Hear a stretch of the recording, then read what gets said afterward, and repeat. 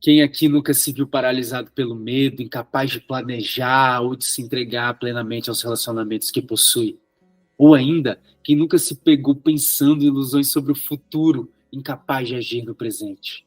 Eu te digo, certamente já me vi nessa posição. E mesmo hoje, depois de anos de práticas, ainda enfrento esses bloqueios.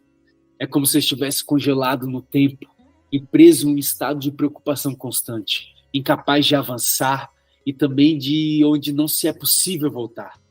E por mais que eu tente me libertar desse emaranhado de emoções, parece que sempre acabo voltando ao mesmo ponto de partida, preso em um ciclo interminável de preocupações e receios.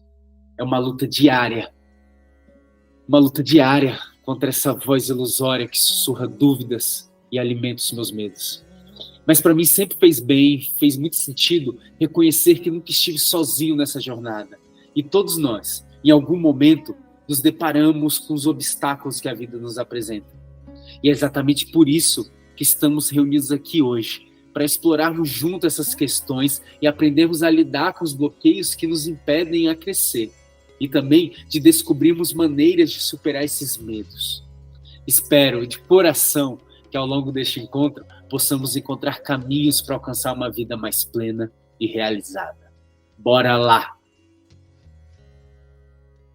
O que são esses bloqueios e como que eles surgem?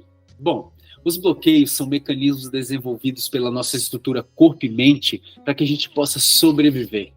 Eles operam muitas vezes de forma inconsciente para evitar a nossa dor e o nosso sofrimento. A teoria ela é linda, né? Mas esse senso de autoproteção, ele é paradoxal também, porque ao mesmo tempo que quer nos proteger, gera incômodos, e esses incômodos nos machucam e impedem a gente de viver uma vida satisfatória.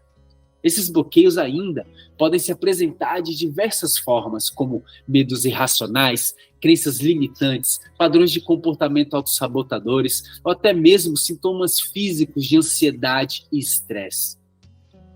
Esses bloqueios têm suas raízes em experiências passadas, em traumas emocionais, em condicionamentos sociais e culturais, né?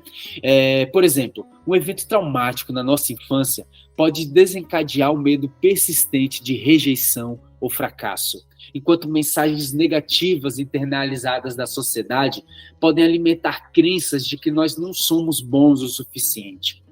Ainda, esses bloqueios eles surgem como uma forma de autopreservação.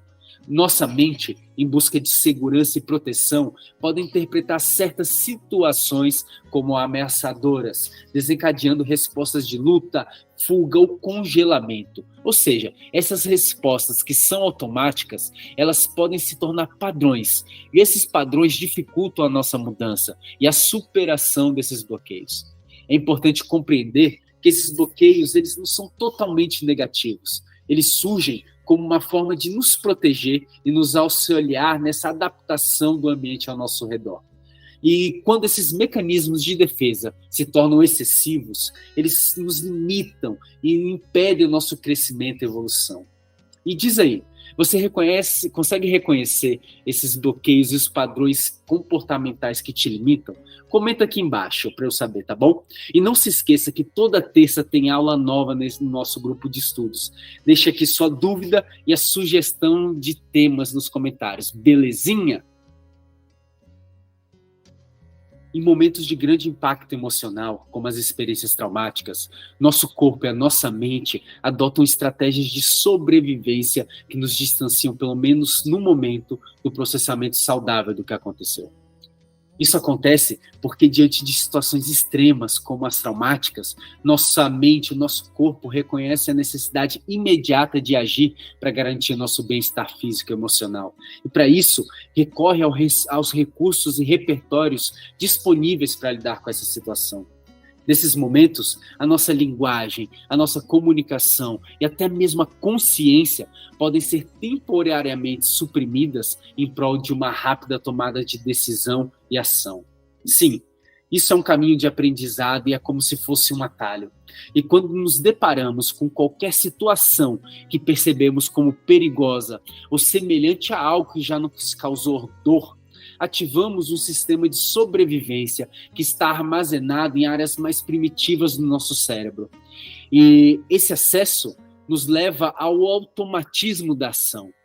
E, sinceramente, isso pode ser bastante frustrante. Muitas vezes pensamos, estou pronto para fazer de uma outra maneira, de uma outra forma, mas acaba que fazemos tudo igual. Duas coisas. Se o que você está vivendo não apresenta perigo, repita para você mesmo: estou em segurança. Segunda coisa, seja gentil com você mesmo. Não se cobre tanto. Não se cobre tanto. Um novo aprendizado é sedimentado por meio das experiências. Isso é consciência. Beleza? O corpo, como estrutura psicofísica, se envolve e registra os momentos vividos.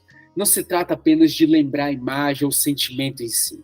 Cada parte do corpo que experimentou aquela sensação, captada pelos nossos sentidos, fica marcada. Isso me faz refletir sobre o trauma.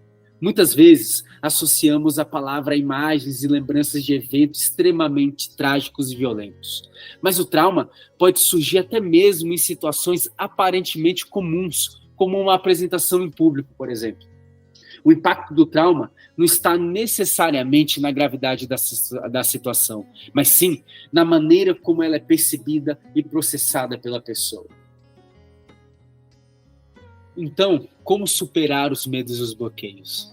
Cada vez mais, as pesquisas, principalmente na área da neurociência, têm demonstrado que a percepção que temos do nosso próprio comportamento nem sempre corresponde ao que desejamos.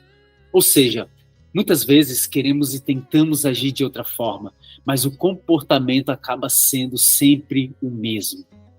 Essa desconexão entre nossas intenções e ações é resultado de diversos fatores. Mas, em primeiro lugar, os nossos cérebros são altamente influenciados por padrões e hábitos pré-existentes, que foram moldados ao longo do tempo por experiências passadas, aprendizados e condicionamentos, por exemplo.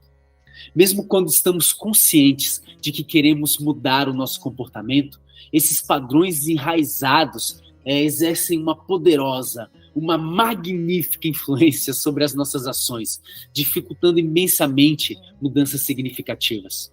Além disso, a nossa percepção de nós mesmos e das nossas habilidades nem sempre reflete a realidade objetiva. Muitas vezes, superestimamos nossa capacidade de agir de acordo com as nossas intenções e subestimamos as barreiras e desafios que podem surgir no caminho. Isso nos leva a uma diferença entre as nossas expectativas, sempre elas, e a realidade. E a verdade é que, mesmo ao buscar o autoconhecimento, nossos medos e bloqueios podem sim sabotar os nossos esforços em direção à transformação.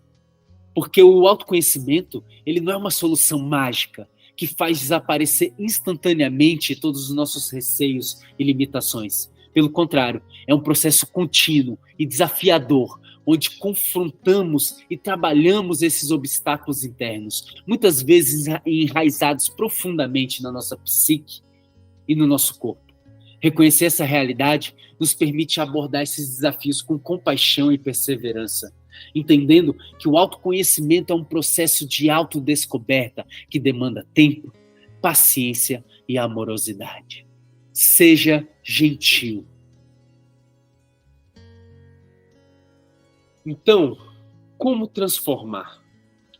O nosso cérebro, ele é altamente plástico, o que significa que possui uma capacidade incrível de se adaptar, mudar e se transformar ao longo do tempo em resposta a novas experiências e novos aprendizados e novos ambientes. Se há um segredo ou uma receita para a transformação, aqui está, é a experiência.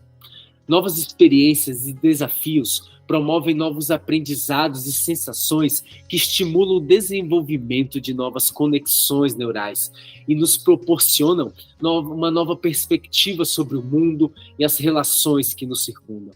O que eu estou falando não é nada novo. Filosofias comportamentais antigas, como o Yoga e o Tantra, já falavam sobre isso há milhares de anos. Essas tradições ensinam que a prática, ou seja, a experiência de vida, É fundamental para promover o acesso a uma nova consciência. Tanto o yoga quanto o tantra nos lembram que a verdadeira sabedoria não vem apenas do intelecto ou do estudo teórico, mas sim da experiência e das suas reverberações no nosso corpo físico, mental, energético e espiritual. Gerar novos significados. Aqui está a nova consciência. Se abra para novas experiências, explore novos caminhos. Eu te digo, vai valer muito a pena. Principais pontos da aula de hoje. Começamos a aula explicando que os bloqueios que experimentamos na vida cotidiana são mecanismos de defesa que são ativados pela nossa estrutura corpo e mente para a nossa sobrevivência. Depois, expliquei por que esses registros ficam no corpo e como isso potencializa a criação de padrões comportamentais. E por último, mas não menos importante, como superar os medos e bloqueios por meio da experiência de vida. Então, se a aula de hoje fez sentido para você, vem praticar educação tântrica com a gente. Temos cursos e aulas regulares. Entre lá no nosso grupo de WhatsApp e até a próxima aula, que é semana que vem. Sugestão de prática para hoje. Exercício intuitivo, indicado para quando quiser dar ao seu corpo exatamente o que ele precisa. Significado: eu posso seguir o caminho que preciso. Faça algum toque, movimento, alongamento ou expressão que seu corpo precise. Siga sua intuição. Não existe certo ou errado, mas sim o que você intui de realizar. Você pode fazer tudo, inclusive nada, se este for o seu desejo. Pode fazer algo criativo ou inédito ou um exercício pronto e conhecido. Respire e exercite sua escuta corporal. A intenção desse exercício é atender à sua necessidade mental, emocional e física do momento. E ele oferece conexão corporal, aprofundamento em si, centramento, alívio, autorregulação, satisfação, relaxamento e integração. Boa prática!